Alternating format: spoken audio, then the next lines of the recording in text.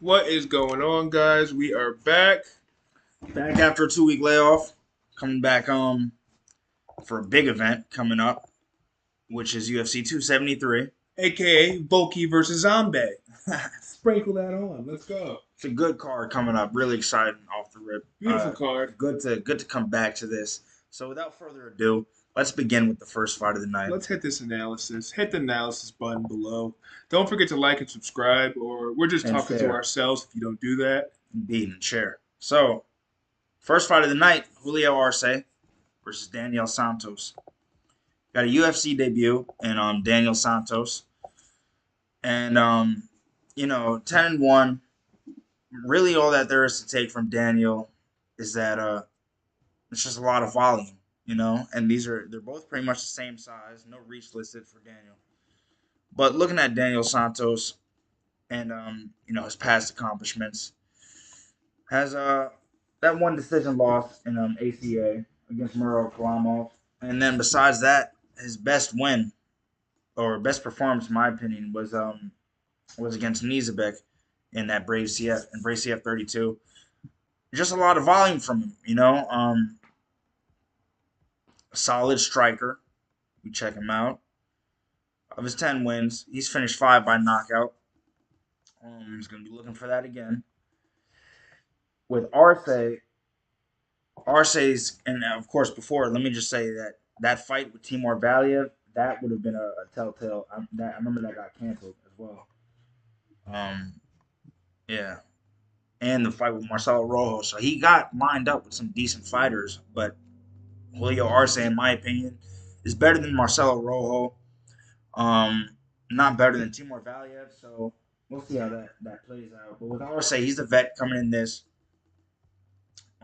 Compared to him, been in the UFC for some time, since 2018, but a lot of fights, a lot of activity since that time. At the end of the day, too, on this one, for our boy Julio, I mean, he's not out here fighting slouches. The last loss was to Yadong Song, and that man comes to fight. He got put down round two, but hey, that man Yadong Song is no joke. In a fight where he was controlling range as well, but really got brutally finished by the Song. And then, but before that, um, just a lot of volume, a great counter striking was put on display against Andre Ewell, and in that fight, pretty much completely just washed him. Was winning every minute of the fight until he finished him. And then before that, close fight with Hakeem Dawadu, who is still an up and comer in his own right. But then he has a win over Danny Gay, ranked fighter. Nice finish over Daniel Tamor, and then a finish over Julian Rosa. He's finishing good guys. And originally, I was liking Julio all this time, for these fights. But the thing is, when he stepped on that scale today, he looked absolutely dead. There was a lot of skeletons walking around today. But he looked the worst I've ever seen a fighter look. He could barely keep his arms up. Looked sucked out. He missed the weight. So maybe I don't know if that'll affect his mental at all. Definitely getting pay deduction. But yeah, up until that point, I was liking Julio to be the better counter striker, to be able to use the range better. Um, but he just looked really bad, and I thought he was going to win the decision controlling range for that. But after seeing him on the scale, I think we're going to see a finish, and it's going to come from Daniel Santos. What do you think? Daniel Santos, he's definitely coming in. I don't know. We never know what pops up when a lot of guys like this they're fresh. This is their first matchup in the UFC. It's always a different ball game when you're dealing on a bigger level like this because you could be at Brave, but there ain't gonna be as many people out in the stands as Brave. So it's always a hit or miss when it comes to these newer guys. But I don't think Dana White would set up a rookie for someone that he didn't think he could handle. Mm, But at the end of the day, my boy Julio, I believe, is from New Jersey, yeah, and the fighting only out of Jersey. yeah, my boy's fighting out of Jersey, so it's a Jersey thing. I'm gonna stick with Julio at the end of the day. He's fighting real competition. If you could, at the end of the day, after coming off a loss to Yadong Song, his Daniel's not going to be any problem in terms of what he's going to be afraid of. Yadong Song is what people should be afraid of, not a guy coming off coming off a couple wins and just finally hitting the UFC. So I Indeed. think for this one, definitely gonna tap into Julio. Indeed. All right, so let's move on. So I'm going with Daniel Santos. Chris going with Julio. Now we move on to the next fight. We got Pierre Rodriguez versus Kay Hanson. I'm betting for this to go the distance. Indeed. So first female fight of the night. Pierre is gonna come in being a little bit taller, some more leg reach. Um, we got Kay Hanson fighting at 10th Planet Jiu Jitsu. Very prominent grappler. If we go and take a look at Kay Hanson, I mean, she has I already know what's up. She's wearing her America tights. 7 wins, and 4 of those are by submission. So she's grappling heavy. Good win over Jinyu Fry. Was able to out grapple a prominent grappler in her own right. Lost to Corey McKenna in a fight that I believe that she won. She also lost to Jasmine.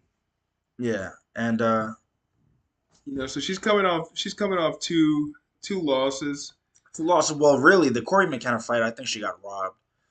And we look at Corey McKinnon, that's Meatball, right? no, No, that's Molly McCann. no, I'm already But this back in her first fight in amateur was against Cecilia Padilla, and she finished her as well. So just going back there. Besides that, boxing, a lot of boxing going on too. The boxer going against the boxer wrestler really going against a pure striker who is and Pierre Rodriguez coming off the Contender Series against that very dominant win that got her contract against Valeska Machado. Hey, she's looking hot right now, but at the end of the day, a lot of these fights, those are other leagues, stuff along those lines. A lot of, well, she fought in LFA Yep. in the AFL. So if I'm not mistaken, no, yeah, but yeah. So with Pierre, I like what I saw in her Contender Series fight, and I like what I see with Kay Hanson. I think it's going to be a pretty close fight. If the takedown defense holds up for Pierre, maybe we'll see if she can really let the hands go. Because when she lets them go, she's on fire. With Kay, not too much, not a lot of crazy striking, but she can incorporate her ground game for the GMP and whatnot. I don't know. What are you thinking on this one, Chris? Let me see real quick. One thing I wanted to check out for this one specifically. I already know who I have in mind, but I just want to confirm my suspicions.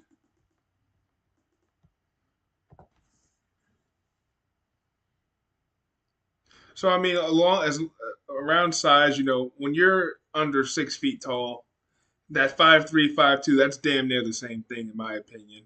Um, in my opinion, though, I think Kay's due for a win. And she's someone with a background of boxing. She's someone with a background of grappling. I think that she's really due for a win. Uh, you know, Everyone loves going with these contender series people. These contender series winners because they earned what they got. But in my opinion, I think Kay's due for a win. Maybe I think it's a really hard fight for me to really call. Pretty 50-50 on it. But we're betting it. We're Yeah. betting it to go the distance. Yeah. But I think we're gonna be split on another fight. I'm gonna go with Pierre Rodriguez to really hold it down on the feet and chip away at Kay. So I think first two fights split on that. So let's move on. Those are our predictions. Birds of the same feather flock together. Next up, we got the super vet Alexia Olenek going against Jared Vanderay, heavyweights. We just saw Jared Vanderay fight not too long, like a month ago, against Andre Arlovsky, and in a bout that was pretty one-sided. It wasn't like one-sided, but it was a boring fight. Put it that way, with Arlovsky doing just enough. And this one, you don't got to tell me twice. My boy, first of all, Alosky, 59 bouts. That is impressive. Whether Alexi, yeah. whether it's amateur, Alexi, yeah. Alexi, excuse me, Alexi, That is impressive, no matter if it's amateur bouts or what. Because this isn't boxing. That's you're taking knees, you're taking kicks, you're grappling, you're doing all that. 59 wins. That is super impressive. That man's he's moving. But in my opinion, I don't think he's gonna win this. I think that this is a nice oop to his opponent after coming off two losses because they like Jared. They don't want Jared to be out too soon because they see a little pizzazz in Jared. But if Jared loses this, Jared is out. I think Jared's gonna he's gonna find some hope deep down and he's gonna let it rip. He has 2 inches over him in the heavyweight division. That 2 inches does mean a lot, but it doesn't mean that much a lot. It doesn't mean that much when you're dealing with a veteran. Uh, yeah, when you're dealing with a veteran. Yeah. So But I'm going Jared. Slap that in. this is interesting, bro. Might be the first time that the first three fights are going to be split between us. Because I'm going to go with Alexi, and I'll tell you why. Uh, Alexi, being a little bit long in the tooth, 44 years against the 29 years. You're impressed by his 59 bouts. I'm impressed by 40 submission wins, which is what he has. If we go and take a look, let's take a look at Alexi. The boa With constrictor. the 3 Ezekiel choke wins. I mean, look at the resume. Let's see. Yeah, look, 46 submission wins. Jesus Christ, this guy So, really is a boa constrictor. If he catches you, look, that's the only way Jared's losing. If Jared gets tired, Jared needs to knock him out. If Jared does not knock him out and Jared gets loose and tired like every other heavyweight does in the division, then his ass is going down. He's getting choked out. He's getting yeah. armbar, triangle, rear naked, anything. Now, He'll really be Alexi's play toy if he gets gassed too early. So he better hope that he doesn't run it out too early in that and this first is the quarter. thing, though. That first round. This is the thing. Alexi, even though he is known for his ground game submission threats, I mean, look at this streak in the M1 kickboxing promotion, which is the world's leading promotion in kickboxing. I mean, getting wins in kickboxing, really showing out, showing versatility. Look at his track record. Well, I think that M1 was the straight MMA because now you hit a heel hook in kickboxing. Yeah. So I was Well, the definitely M1, but they got the bouts where you can do both. Right? yeah, it's like kind of like one, isn't it? Yeah. But that's still a kickboxing promotion. So most of the fighters in there are kickboxers. But looking at his resume as of late, way back to Thiago Santos in 2009, we're not even gonna look at that. He went on a little biter streak. Little hiatus, but that's okay. Let's get up to the He modern lost to Curtis days. Blades. That's okay. Everybody in his last 10 fights, I mean, finished by Alistair Overeem, finished by Walt Harris, split decision win in 2020 against Fabricio Verdum. That was on the Ferguson Gaethje card. It was a great card. Finishing Maurice Green. And then his last 3 fights are against some of the most prominent names. Yeah. Derek Lewis, Chris Dawkins, and Sergey Spivak. Are you kidding? That's a solid resume right there. You lose to these type of guys, but at the end of the day, these are all top 10 guys. These are guys who are ready to throw down whenever someone calls. Exactly. And with the Sergey, I think he was showing a lot of like durability and a good gas tank against Sergey Spivak, who up until the point where he got finished by Tom Aspinall, Sergey was on that track to be a champion, a title contender on his own right, which he still is. He's still young enough. But yeah, I just like the experience for Alexi. He's still shown, like I said in that last fight with a young Sergey Spivak, he's still shown to have real good heart. And Sergey Spivak is about 5 times the fighter of Jared Vanderay. So I'm gonna be going with Alexei Olenek in this fight, the Ukrainian Russian. Weird, right? Let's move on.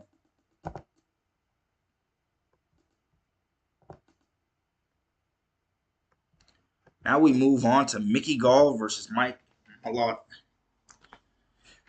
The Canadian lad, Mike Malott, coming to mess with Jersey's own Mickey Gall. I actually know a guy who looks like Mickey Gall. No, but fucking, let's get this one going. At the end of the day, you don't look. Let's get this straight. You don't need to look at size for this fight. You don't need to look at reach for this fight. You just got to look at one thing, One thing. It's two words. New Jersey. He's slapping that down. Slap that thing down. And first of all, his opponent Mike, ranked number 11 in Canada. What is he going to show us what Canada's all about? No. Here we go with the Jersey boy. I'm any fight. I don't care what fight it is. If it's a guy from Jersey fighting a guy from Canada, I'm tapping that Jersey boy in. I'm slamming that thing. I don't care who Indeed. he beat. Indeed, yeah. I mean, Mike Malott coming off a quick finish against Solomon and or Shimon Smatrski in that in the contender series, and then before that had a really impressive performance against Solomon Renfer. Um, you know, getting has a fight with Hakeem Dawado, got finished by Dawado, but like we said, Dawado was still a prominent protege in that division. Finish over Allen Wilson. I mean, he's finishing dudes in the first round. It's interesting. The level of competition isn't really there, though. Did have one fight that went to a draw with Thomas Diani and Bellator, but he's coming. He's coming to fight Mickey Gall. And when you're looking at Mickey Gall, and first off, he has 4 submission wins. Mike Malott, 3 knockout wins out of his 10 pro wins. So you can't say he's a submission threat. Not really anything crazy. Guillotines and rear nakeds. Look at Mickey Gall. Mickey Gall, not the craziest. He just lost. He came off a loss to Alex Moreno, but Alex Moreno, Morano. he's a Morano. He's that guy. Alex is. I think Alex Morano is one of the most slept on fighters in the welterweight division, and he will continue to keep climbing up until he gets to that top 4, top 5. But you look at Mickey Gall. It's kind of weird when you look at his record. Mike Perry's also from Jersey. No, Where's Mike Perry. bro? I think he's somewhere out west. I forgot exactly. Okay. But or Midwest, and yeah, when he first came to the UFC, which was his second fight ever professionally was in the UFC. Went on, nice little 3-fight win streak, beating Mike Jackson. The CM Punk fight, never count anything with CM Punk. Decent win against Sage Northcutt back in 2016. That's when Sage started to build a name. Then he got stopped by not finished, but his train got stopped by Randy Brown, who is also high level fighter in the welterweight division of the UFC. Then it was spotty from there. Submission went over George Sullivan, lost to Diego Sanchez. So everything was spotty. Decision loss to Mike Perry. In that Jordan Williams fight, I bet Mickey Gall, he was an underdog in that fight and really showed out. And we saw what Jordan Williams was able to do with Ian Gary. He was beating the brakes off Ian Gary until he got finished. So, but yeah, I still saw a lot of good durability with Alex Morono. Morono, like I said, just a really high level fighter. But yeah, I like Mickey Gall in this fight, so we're gonna agree on this one. Finally, I do like the Jersey-born Mickey Gall. I'm tapping in Jersey every time. Are you kidding me? And whenever there's a Jersey guy coming out to fight, it's always a beautiful show. Yeah, it's because we fighting out of Gracie, New Jersey. Got some good friends over there. So let's move along. Both of us going with Jersey's own Mickey Gall for that bout. Now we move on to a fighter that our friends Ben was really intrigued about. We got Aspen Ladd versus Raquel Pennington. Aspen Ladd, I'm gonna be honest. I think she's a little bit overhyped. She is ranked in two weight classes though. She's coming off that loss to Norma Dumont, which I did bet Norma in that fight as the underdog, and I cashed some bread out.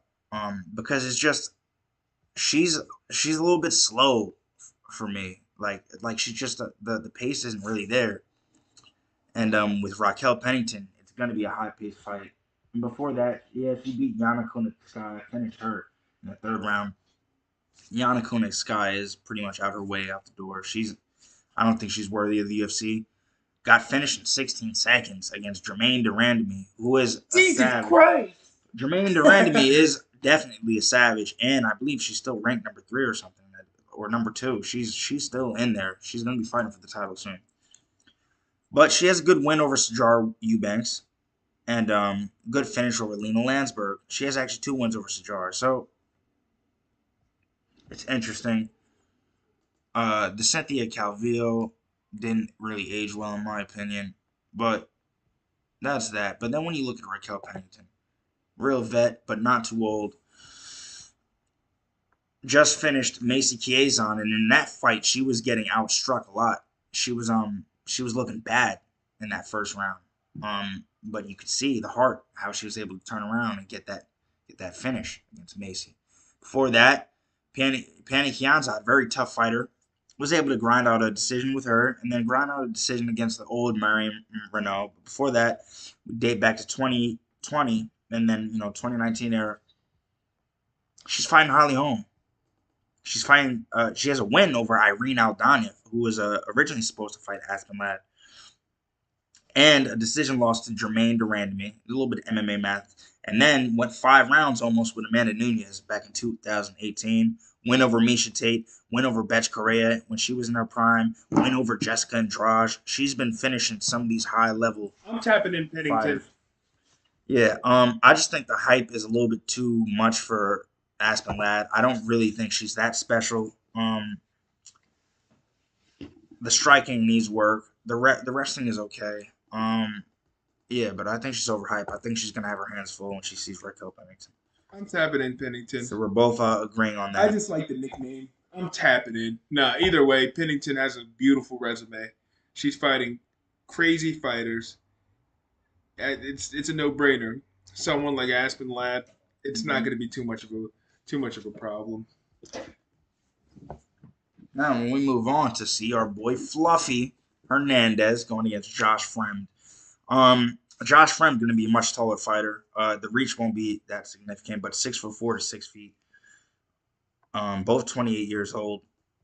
If we go and check out Josh Fremd real quick, I just want to get him out the way. They said Josh is the second hottest thing out in the Midwest. In the Midwest, like there's anything out there. Yeah, it's what does he fight? Corn? But he has this pretty solid resume. If we had a really good amateur resume too. There ain't no crazy names on this. He got finished by Gregory Rodriguez, and that's probably his the best competition he fought. And he got knocked out in the first round after that. That was just a year ago. Gregory just got robbed not a couple months ago. Yeah, so Josh Fremd, UFC debut, not coming off of. Yo, we gotta cut. This is too depressing, dog. Oh yeah. Yeah.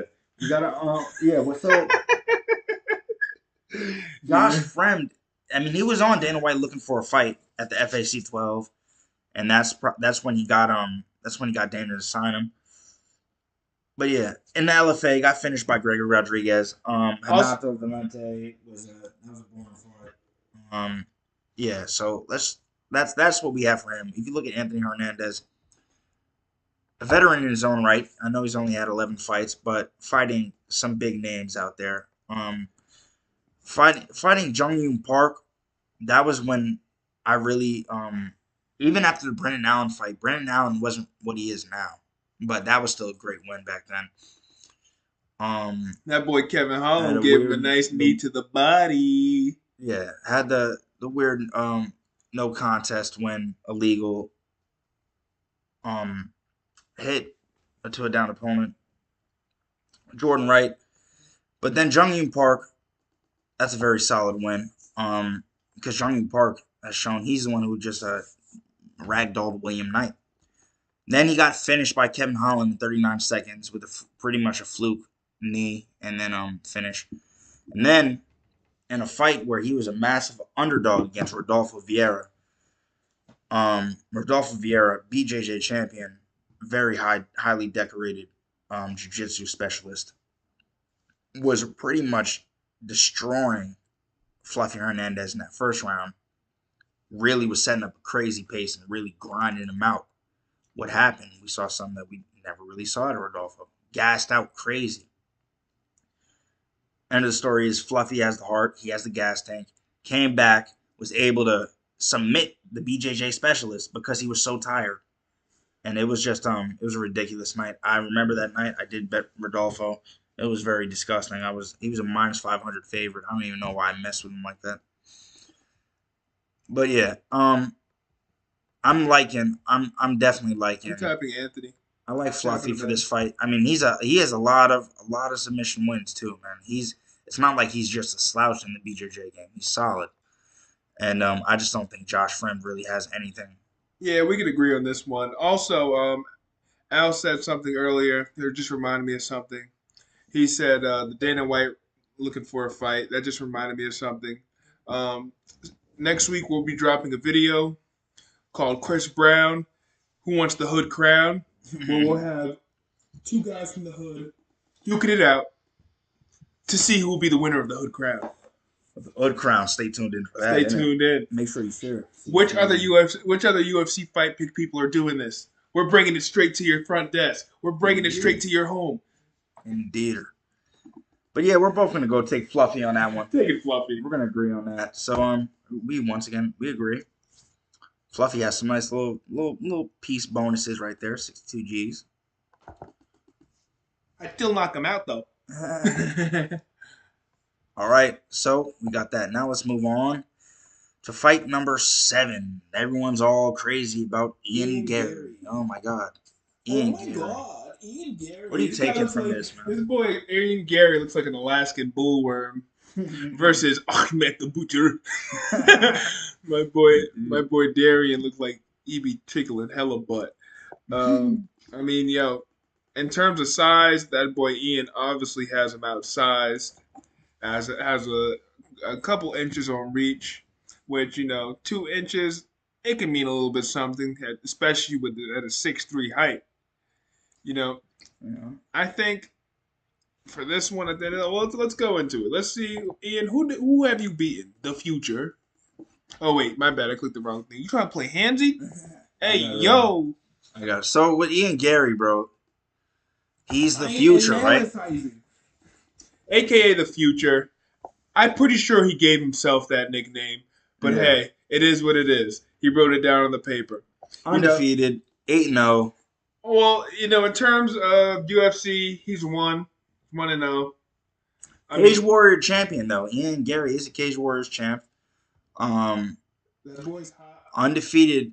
Well, no, he wasn't. Had one little loss in amateur career, but yeah, he had one fight in the UFC so far. That was at UFC 268, and that was against Jordan Williams, where he was getting his ass beat. Well, let me cool it down, but he was getting destroyed in that fight, all bloodied up, getting tagged up bad, really getting rocked.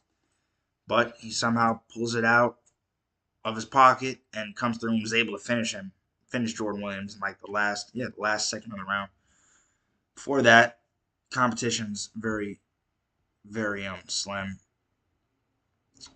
With Darren Weeks, he's been around for a little bit. Well, not he's. I'd say he fought better competition in his first fight with Brian Barberena than Ian Gary did. I mean, in that fight, he was showing a lot of success on the ground as well. Shown to be really good in these scrambling positions against Brian Barberena. I'm gonna be honest. I wouldn't count Darren Weeks out of this fight just based off that last fight with Jordan Williams. I think Jordan Williams is unfortunately not UFC caliber. And he was getting tooled up by him, man. It's gonna be crazy. I am gonna slightly lean with Ian Gary. We'll see if the hype's real. I think the range will be a problem, and I don't think Darren Weeks possesses any crazy power to really put his lights out. So that's what I take for that. What are you thinking?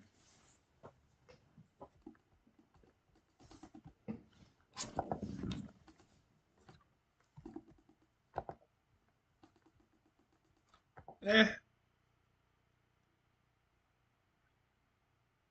And mind you, Ian's coming out of Sanford MMA. He's a welterweight, so he's training with the best welterweights in the world. Gilbert Burns, Kamaru Usman. He's even training with Michael Chandler, who's a 155er. Yeah, Herbert I'm Burns. going with Ian Gary. Obviously, training at Sanford MMA. Every day he has to fight the best. With the best welterweights in the world. Through. Because Sanford is the best for that for the upper weights. In my opinion, they have the best you know, I'd still knock out roster. everyone there. Mm, Yeah, both of us gonna go with Ian Gary. I'm going ever so slightly. I mean, he hasn't really shown to me that he's the real deal yet, in my opinion. But Well, he, yeah. he can work his way up. He has plot armor. Fight number 8. Next, we move up to the lad Vince Pichel against Marco Madsen. Um, Well, both these guys have started off ugly as hell. and they're old as hell. Put it that way as well. I This is mean, battle of the retirement home, if you ask me. yeah, this is the thing. Vince Pichel, very aggressive striker, very sharp, accurate striker. Marco Madsen, The decent Olympian. hands, but he is the Olympian, Greco-Roman silver medalist in the Olympics. That's a problem. Because And guys like that will be on your ass like white on rice. yeah, but it wasn't. The thing is, for that, it wasn't really that much of a problem for Clay Guida. In his last fight, he fought Clay Guida. In that fight, that was a split decision win, mind you. The takedown defense was holding. I mean, Clay stuffed him a few times and was able to really fend off any upper body throws for the most part. He got tossed a couple times, but he was showing that you're gonna have to fight for it. Before that, good win over Austin Hubbard. So he's 3-0 in the UFC so far. As you see his wrestling belts. But yeah, he's gonna be trying to get this to the cage. He wants to get it to the cage, lock upper body. He's gonna be trying to pummel, and he's gonna be trying to throw him. I could out wrestle both these guys. Yeah, that's that's Marco Madsen's approach. He's gonna try to get to the cage, clinch, pummel, and he's gonna try to throw you and try to get you on your back, and just ground and pound. With Vince, like I said, he's been around for a little bit longer. Well, a decent amount of time longer. Had a couple exhibitions in Ultimate Fighters. You know how that goes. Finished Cody Feister back in the day. Nice, 2012. That's cool. Let's move up to what's known. Joaquim Silva, Beat Jim Miller. 2018, clean. Beat Jim Miller, That's who a nice dub. who is a very elite grappler. And we've seen Jim Miller, even though Jim Miller's old, he's on like a 3-fight winning streak right now against these young guys. Roosevelt Roberts is a solid striker. We saw what Ignacio Bahamondes just did to him. But yeah, Vince Pichel, very accurate striker. Very good takedown defense as well. Will that be enough? Because I mean, he hasn't fought any grapplers to that level except for Gregor Gillespie and Jim Miller. And even in that Gregor fight, he did get submitted with an arm triangle. So when he's on his back, there is some issues. But Marco Madsen, not a lot of volume from him. Trying to be more technical. He's always circling, but trying to close the distance at the same time. Uh, it's still an interesting fight. I think it's going to be a good fight. What are you looking at? What do you like in this? Go back one more time. I'm going with Ayo Mark. It's interesting. I can see it, but yeah. Morgan Madsen undefeated. Vince Pichel, I think, is he's gonna have some decent leg reach too. We see Marco Madsen coming out of fight ready MMA. I see this being a decision, and I see Vince Pichel just scoring more points in the striking realm, and I don't see the wrestling being that crazy of a threat. Ideally, the only way I Because you see got to remember, Mark Madsen, he's a Greco-Roman wrestler. You spend almost no time on the ground. So, I mean, what is he really going to do if he does take Vince down? Vince is shown to really be able to get to his feet, maneuver out of situations. I like Vince Special here. realistically, the only way I see Mark losing is if I come out there and beat him myself. Dude. But yeah, so that's that for fight number 8. Let's move on to fight number 9. Now we're hitting that last fight was the main card, starting the main card. Now we go to the second fight in the main card. Mackenzie Dern, Tisha Torres. This is a fight I'm looking forward to. For this one, I'm just gonna say it. I'm slapping in Mackenzie Dern for this one. I got some belief in Mackenzie Dern. She got a couple inches on her, a couple inches on reach. That's all right. Let's go down to who's Mackenzie beat. Let's check her out. First of all, wonderful. But let's keep moving. Um, you know, lost to Marina, Marina Rodriguez, who is will be, I think, will could still be, she'll be fine for the title soon. and like at the end of the day, I was it was a unanimous decision. Got beat a little bit, Hmm. but she was going on a nice streak prior to that. Sometimes people get too hot, gotta burn a little. But I think she's gonna come in and handle this. She's nice with the submissions. She knows what she's doing in terms of the grappling. As you see, knee bar, arm bar, quick decision win, arm Probably the bar. best. She's probably the best jiu-jitsu fighter we've seen in the women's division of all time, in my opinion. Um, Made quick work of Nina Nunez, just pretty much mopped the mat with her. Um, Interesting fight with Verna John DeRoba, who is a jiu-jitsu practitioner herself, but pretty much got controlled, a lot of control time for Mackenzie Dern. A lot of submitted Randa Marcos, who is her own submission threat, submitted Hannah Cyphers. Um, that was a weird one. Lost to Amanda Hebos, beating Ashley Yoder, but she's fighting Montana De La Rosa. She's always been fighting decent athletes. With Tisha Torres, Tisha's really small, really short. It's going to be hard to get around her neck. That last fight with Angela Hill, she completely dominated Angela Hill, really incorporating that wrestling, See my taking her Angela. down left and right. Um, yeah, but before that, she also lost to Marina Rodriguez too in decision. Wei Lee Zhang. Lost to Wei Lee, lost to Joanna, your J check, all these And good those were decisions. solid fighters. Those were Yeah. some solid ass fighters. Not gonna Jessica Andrade never got finished. did That's she the beat thing. Angela Hill twice? Yeah, yeah, they fought. No, did they? Yeah, she beat her twice. She did. She beat her Golly, twice. Angela Hill, get him correct. Win over Rose Namajunas back in 2013. That's when Rose was really young, though. I think Rose was maybe like 19. She have hair. Yeah, she did. That's why. Yeah, Paige Van Zandt. But yeah, she's losing. She lost to Ronda Marcos. Man, that's a little MMA math exhibition. Carla Esparza is fighting for the title next month, but she's a beast. So she's fighting multiple times with the best. Even the win over Michelle Waterson, really nice. The thing is, Like Gumball's mom? she's a very good striker, but she's also a very good grappler. Thing is, she's not going to try to grapple Mackenzie Dern. She's going to want to keep her on the feet. The thing is, very small arms. I don't think she'll be able to really Wait reach. a She second. won't be able to reach Mackenzie like that. I already know she's losing. Mwah. Ranked number 8 in the world. She's fighting in Florida? I believe so. Because American Top Team's the same as who? The same as what? Who else fights for American Top Team? Well, you got like Dustin Poirier, Yeah, Jorge she's Masvidal. losing. She's losing. American Top Team. Whenever I see that name, I'm betting against it because those The boys. American Tap Team. In In the reality, famous words of Colby unless Covington. you're Poirier, then you're more than likely gonna get knocked out or tapped. But yeah, I think it'll be hard. I think it'll be harder than previous opponents for Mackenzie to submit Tisha because she's so small and small limbs, small neck. But I still think that once this hits the mat, I think it's going to be the ball's going to be in Mackenzie's court. I think we'll see a decision win, just a lot of control time for Mackenzie, grind it out. We could still see a submission. I'm not counting that out, but kind of similar to how we saw with Charles Oliveira and Michael Chandler. The submission threat just wasn't really able to pull through because of the how stocky he was.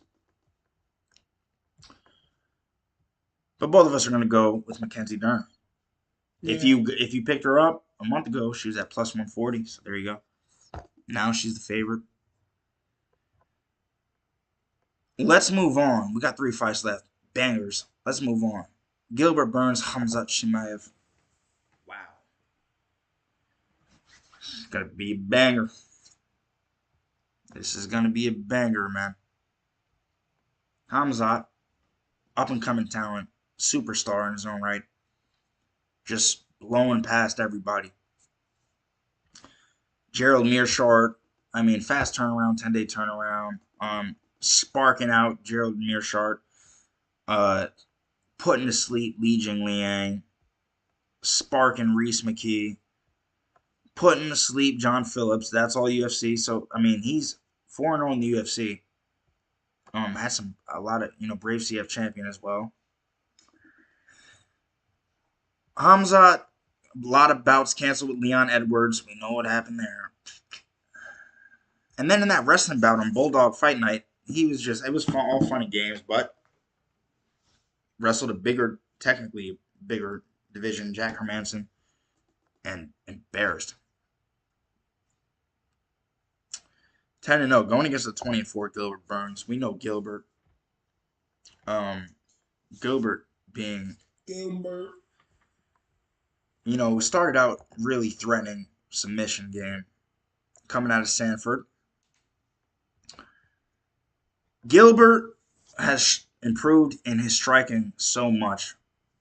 Even in that Kamaru Usman fight, I think he won the first round and most of the second round against Kamaru. But I don't know, the jab just got to him. Then he came back, fought Wonderboy Thompson. Wonderboy! I lost money to Wonderboy one time. Yeah, Wonderboy. That Wonderboy's hard to finish, but I still think he should have got him out of there. Nothing really. It didn't show too much aggression. He fought his fight. That's how it is, I guess. Will he try to grapple Hamzat Chimaev? Probably. I don't see why not. I think he's capable of, getting into tough scrambling situations with Hamzat. Will he be able to take Hamzat down? Anything's possible, but I don't know. From what I've seen, the training footage from Hamzat and, just his background, Swedish national champion, he's a very, very aggressive, offensive wrestler. A lot of power in the hands too. I've seen him just hit the bags. Like his hands are fast and powerful. Gilbert's are too, but there's going to be a range advantage for Hamzat. He's going to be much bigger fighter, much taller fighter. Yeah, I mean everyone knows these two fighters. Gilbert, very, very well-rounded fighter at this point in time. Great jiu-jitsu. Very, very. I think elite hands, really elite hands. He's really excelled and improved in that. Yeah, I don't know, man. For this is not like Ian Gary. I actually do think the hype is real for Hamzat, making a big jump from 11 to fight the number 2. I don't think he's gonna get Gilbert out of there as fast as people might think. I think this does go at least over 1.5. Who knows? We might even get a decision because I wouldn't be surprised if there's a decision. It's 3 rounds. I think it's still going to favor Hamzat either way. I don't think Hamzat's going to be scared to grapple either. He's not going to be scared of the jiu-jitsu. But both of us are going to go with Hamzat Chimaev to win the fight. That's going to be banger, by the way.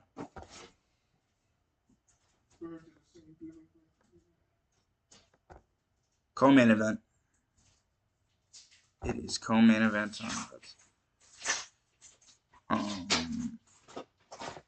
We got Petr Yan versus Aljamain Sterling.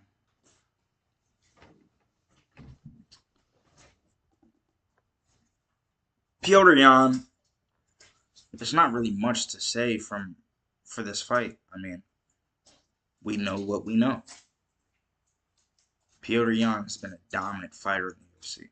He has never lost in the UFC. Well, besides Aljamain.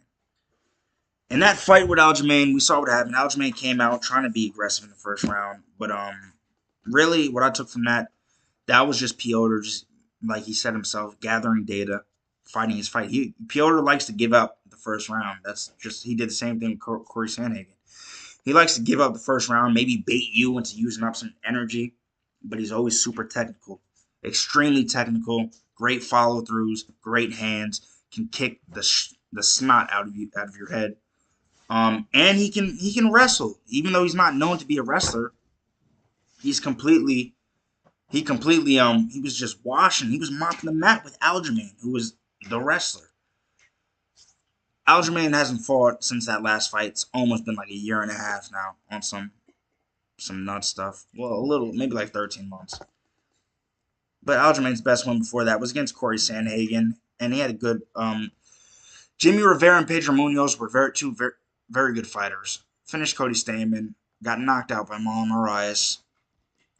So Aljamain, as people don't know, he's fought high level competition for years now.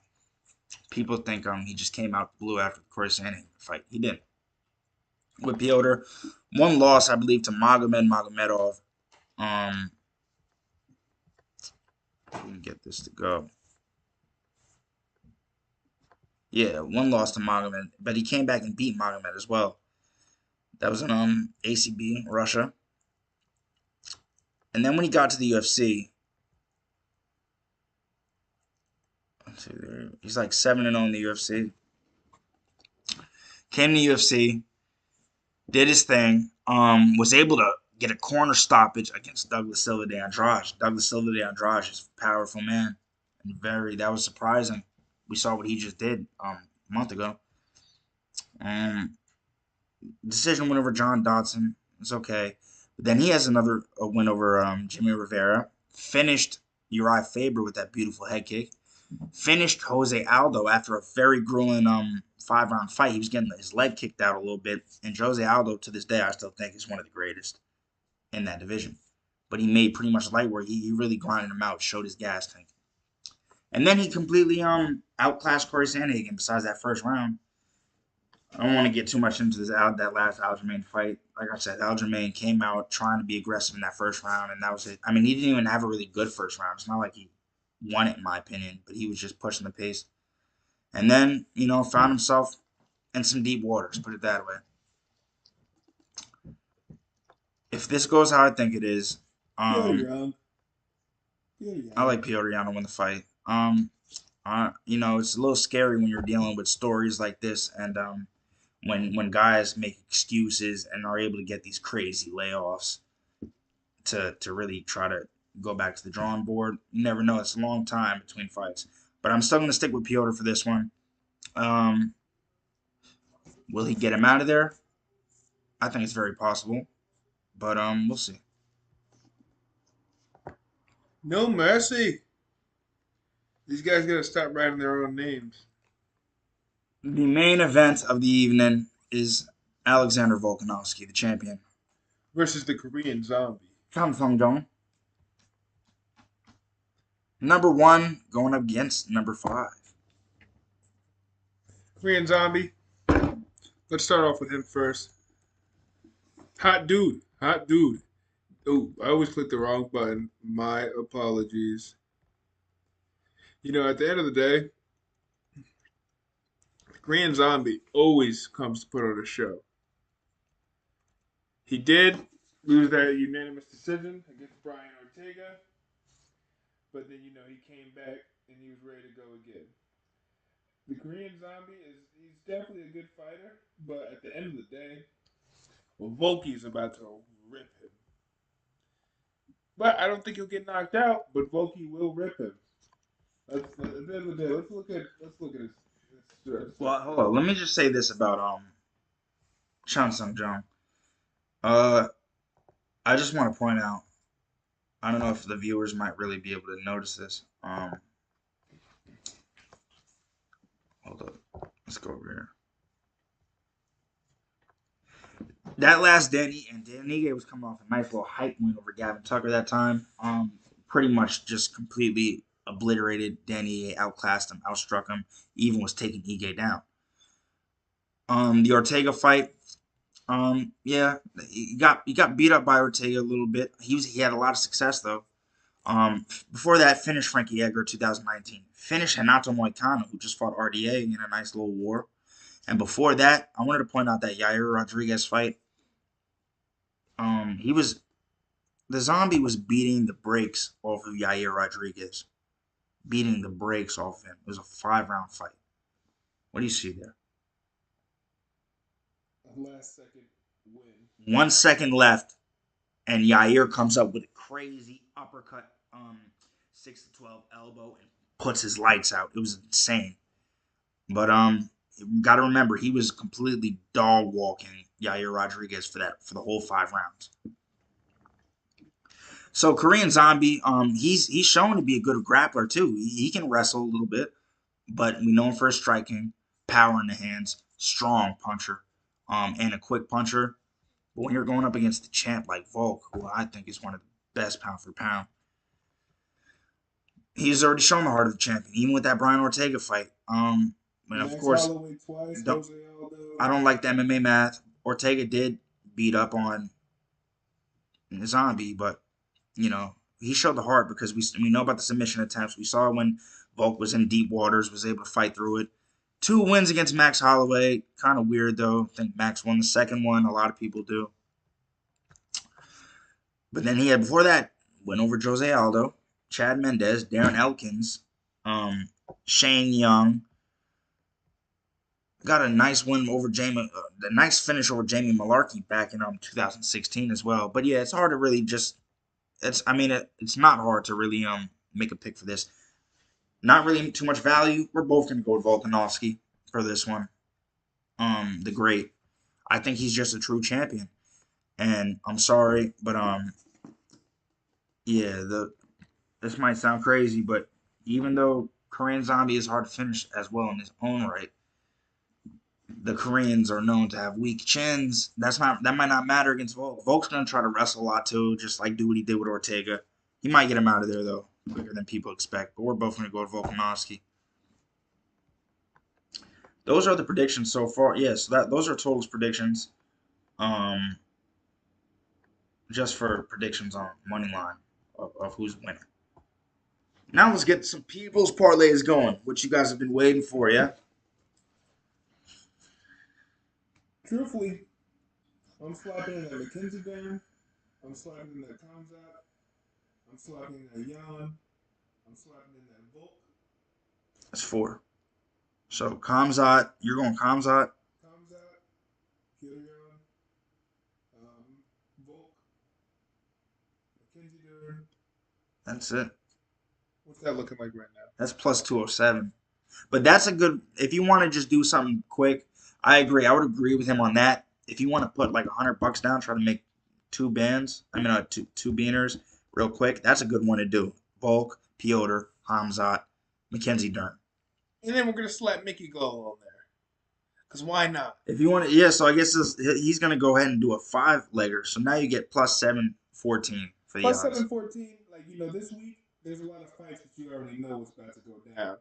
And, a lot of, I would have had a better options for you guys if so many fights didn't get replaced this week. I had Rosenstrike. I Yeah, had a a lot of couple fights got replaced.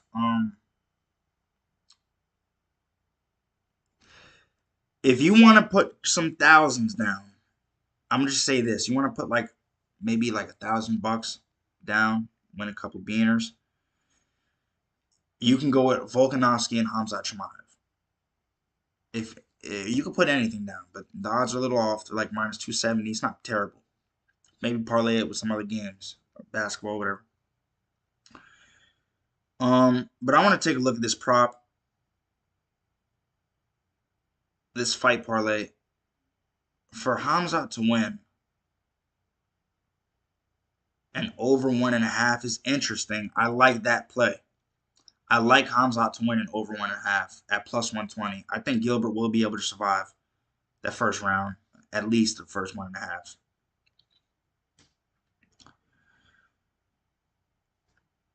I think I am going to pull the trigger on Piotr as well. I think Piotr Jan to win and over 2.5 is a good play. Anything could happen. It's crazy, but I like that.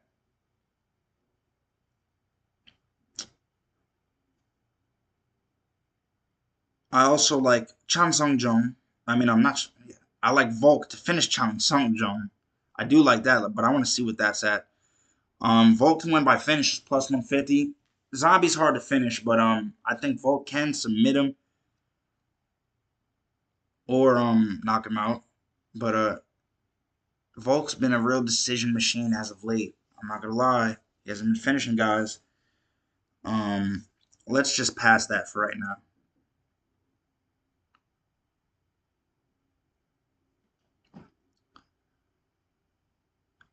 But yeah, so far we're at two. I'm gonna go ahead and parlay Mackenzie Dern as well. I'm gonna parlay her just money line. Or you can go submission or decision. Which in that case,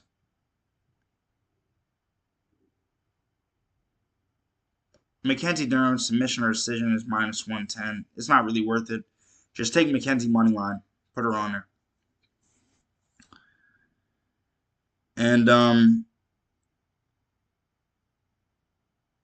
think we're and then I'd like to parlay Anthony Hernandez. All right, actually, hold on.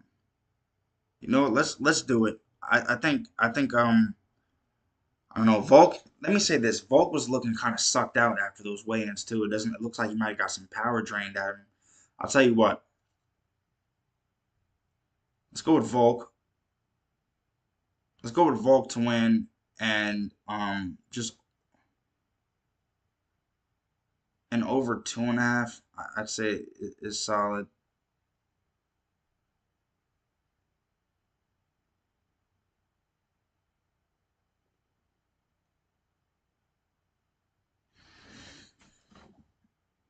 But I mean,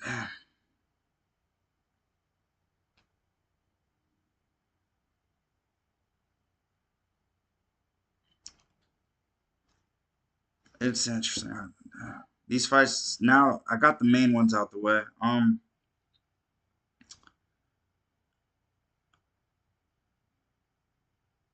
You know,